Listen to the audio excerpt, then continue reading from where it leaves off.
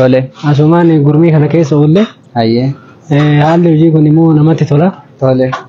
Kabajaan mootummaa keenya haa ga'u. Hayyee. Hin hojjenna jennee dirqama jennee of kenninee deemaa jirra.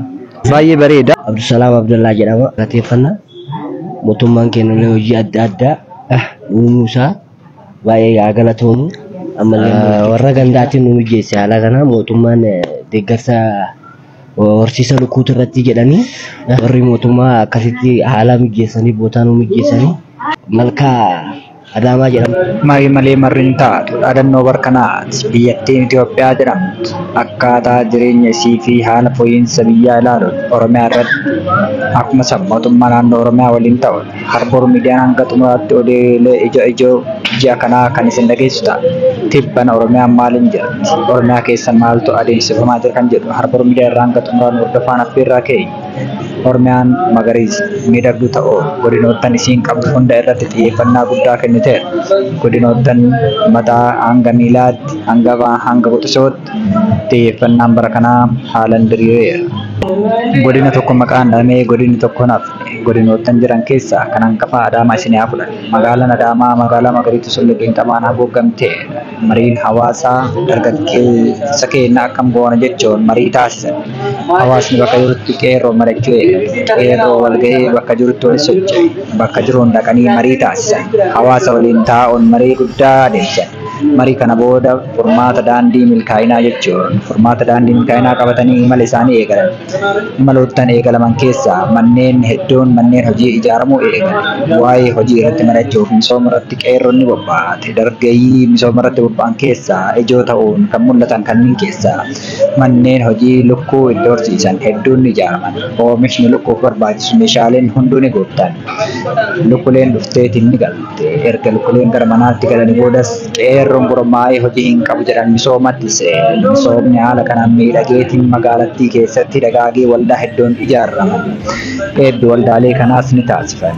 Bakka kabajamtoonni hooggantoonni mootummaa naannoo Oromiyaa akkuma san immoo naannolee garaagaraa biyyattii keessatti argaman irraa dhufanitti manneen ijaaramanii xumuramanii lukkuun itti galchuun horsiisni eegalan hundi eebba isaanii itti himu. Mootummaanis uummata irraa mallaqa walitti sassaabuun manneen hojii hedduu ijaaruun lukkulee hedduu immoo ofii isaatii bituun itti galchuun dargaggeeyyii hedduu gara hojiitti galchee jira. Galanni mootummaafis haa ta'u jedhu qeerroon akkuma san immoo hawaasni magaalattiitis qeerroon iddoo garaagaraatti daandii irratti iddoowwan hin taanee fi haala hin taanee fi dubbii hin taane keessatti kufee kan ture ka'uun gara dalagaatti nuuf seenee jira jedhu. Galata hawaasaa gara xumuraatti qabadheessanii dhiyaata. As biratti kan argitan manneen gargaarsa hawaasaatiin deeggarsa hawaasni godheen mootummaa cina dhaabbachuun ijaaranii ilmaan isaanii qeerroo biyyaa hawaasa gandaa walitti qabuudhaan hunda isaanii bakka tokko deemsisanii dargaggeeyyan isaanii gara hojiitti naqan keessaa isa tokko. Waldaalee 40 ol ta'antu asitti hundaa'e. Akkuma san immoo waldaalee hundaa'an kana keessa manneen hedduun ijaaraman kunneen manneen lukkulee killee akkuma san immoo furdisa lukkulee fooniitiif qophaa'edha. Iddoo kanatti kan arginu kan hedduu nama gammachiisu tattaaffii qeerroo fi qarreen magaalaa Adaamaa taasisan akkasumas immoo hooggantoonni godinoota Shawaa keessa jiran aanarraa kaasee kutaa gandaa hanga qaxanaatti jiran hundi isaanii deeggarsa taasisaniin hawaasni haala kanaan qeerroo hojiitti naqee caacutii lukkuu yookiin immoo lukkulee ilmoolee asitti naquudhaan haala kanaan baay'ee kan nama gammachiisuun asitti arginu. Qeerroon keenya hojii argatee akka magaalaatti yeroo ammaa sheediiwwan 40 ijaaramu nam 20 irra gurmeessuudhaan carraa hojii nama 8,000 ol mootummaan uumuun hedduu nama gammachiisa. Yeroo qeerroon magaalaa tanaa immoo gammachuutti dhagame ibsatan qeerroon hojiitti seenan gammachuu hafee fi gammachuu biraatillee daballee karaa ol akka dalagnu gammachuun keenya kana jechuu hin dandeenyu jedhu. Anillee fiigee tattaaffee humna kiyyaa waan danda'een raawwadha jedha qeerroon magaalaa kanaa. Guyyaa manni kun ijaaramee meeshaan itti galee daaqoo eegaa turanitti hundi isaanii onnee gammachuutiin onnee kutannoo qabdu. Akkuma san immoo tattaaffii hawaasni mana kana ijaare gammachuu isaanii ibsataa kan turan yoo ta'u, yeroo ammaa immoo yeroo akkatti manni miidhagee meeshaan isaaniif barbaachisu kan lukkoof ta'u itti galee hindaaqoo keessatti arganii jedhan qeerroon magaalaa Adaamaa akkuma san immoo qeerroon godina Shawaa Bahaa hedduu gammachuu isaanii kan ibsataa turan ta'uu asumaan haaluma amma daawwii irratti arginu kanaan viidiyoon arginu kanaan manneen isaanii miidhagsanii mootummaadhaan wal cina ta'uudhaan gammachuu isaanii ibsachuudhaaf isaan illee gara manneen kanaatti seenuun hojii gammachuun kan eegalan. Mootummooleen naannoo garaagaraa irraa dhufanii fi mootummaan naannoo Oromiyaa yeroo eebba yookiin immoo baneensa mana kanaa taasisu haala baay'ee nama gammachiisuun ture. Obboleessi keenya kun illee dhaamsi kiyya an magaalaa kana keessa jiraadha. Magaalaa kana keessatti wanta akkana arguun kiyya baay'ee na gammachiise. Duddubbee kiyya kanatti illee fuuldura kiyyattis kan argitan manneen mootummaan qeerroof ijaare dhugaa dubbachuu hedduu gammachuu guddaa argadhe jechuudha. Imalli keenya kunoo gara Malkaa Adaamaatti yookiin immoo gara hoteela Karrayyuu dugda duubaa fuuldura galma Abbaa Gadaatti argamutti imala keenya itti fufnee jirra. Gama kanatti wanni imalluuf illee mootummaan naannoo Oromiyaa godina Shawaa Bahaatiif carraan kun godinoota hundaafuu haa ta'ullee xiyyeeffannaa guddaadhaan yeroo ammaa tattaaffii guddaa hawaasni taasisee fi qeerroon fedhii hojiif qabaniif qindaa'anii gurmaa'anii waldaan asitti argaman baay'ee gammachuu miira isaan keessatti uumame irraa ka'uudhaan mootummaan naannoo Oromiyaa magaalaa Adaamaa godina Shawaa Bahaa keessatti naannoo Malkaa Adaamaa jedhamu yookiin immoo hoteela Karrayyuu dugda duuba fuulduree galma Abbaa Gadaatitti wanta hangana miidhagu kan hin jedhamne wanta baay'ee guddaa ta'ee fi manneen hojii hedduu achitti kan nu uumee fi manneen hojii kana keessatti illee akkuma duratti viidiyoo irratti daawwataa turre lukkulee hindaaqoo buusanii fi lukkulee foonii hedduu nuuf galchee gammachuudhaan keessatti hojjechuuf nullee qophii keenya raawwannee kunoo imala keenya eegallee jirra jechuudha. Daandiin kun daandii magaalaa Adaamaa keessaa gara Malkaa Adaamaatti geessudha. Daandiin kun illee daandii meetira 40 misoomaalee hedduutu magaalaa kana keessatti raawwataa ture dhugaa dubbachuudhaaf hin mul'anne gara viidiyootti dhiyaateetu osoo waraabamee dhugumatti fakkeenya biyyattiitiif kan ta'uu danda'u jechuudha.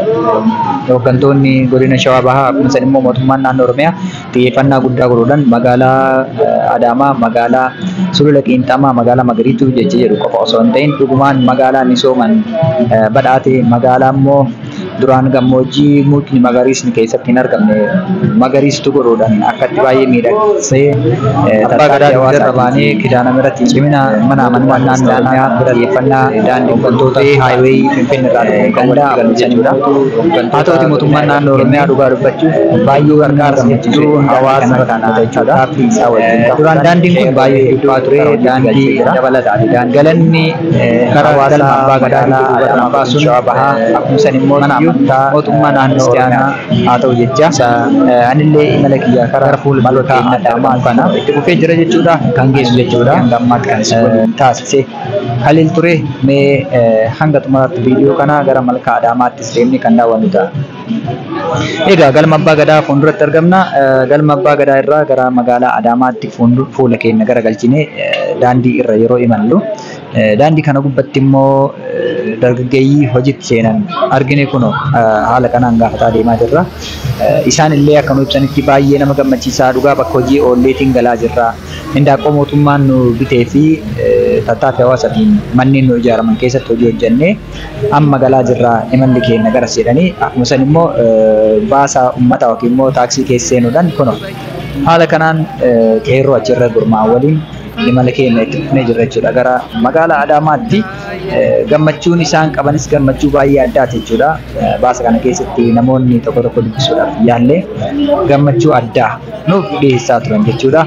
Mootummaa naannoo Oromiyaa akkuma san immoo hooggantoota godina Shawaa Bahaa hunda isaanii galanni isaaniif isaa ta'uu rabbiif isaa ta'u jecha dargaggeeyyii keenya haala kanaan hojiitti naqanii eebbisiisuun hojii akka hojjetan taasisuun carraalee hojii gurguddoo akkanaa uumuun gara maayikiroo intarpiraayiziidhaan guddatanis gara fuula duraatiin akka nuuf taasisaniif asumaan dhaamsa keenya dargaggeeyyiin gara hojiitti seenanii hojjetaa jiran illee achi keessatti hamilee hin jiru dhugaa dubbachuudhaaf waan baay'ee biyya tanaaf utubaa lafee dugdaa ni ta'a jedhamee yaadamuudha.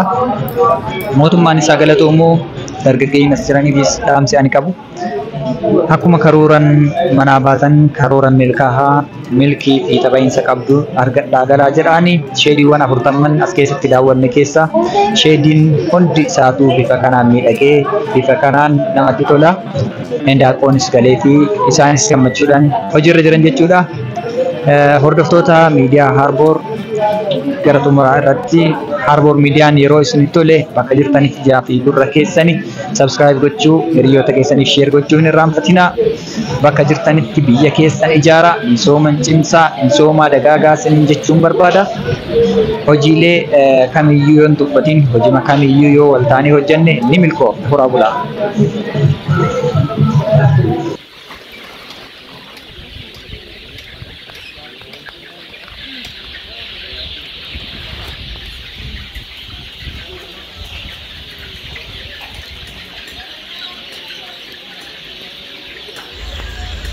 Hordoftoota Harboor Miidiyaa Neetwoork galanni keessan hanga xumuraatti nu waliin daawwattanii viidiyoo kanarraa akka waan tokko hubattan abdiin qaba. Galanni keessan ija daawwattaniin waan gaarii argaa. Barri bara quufaaf gabbinaa kan milkeessin haa ta'u.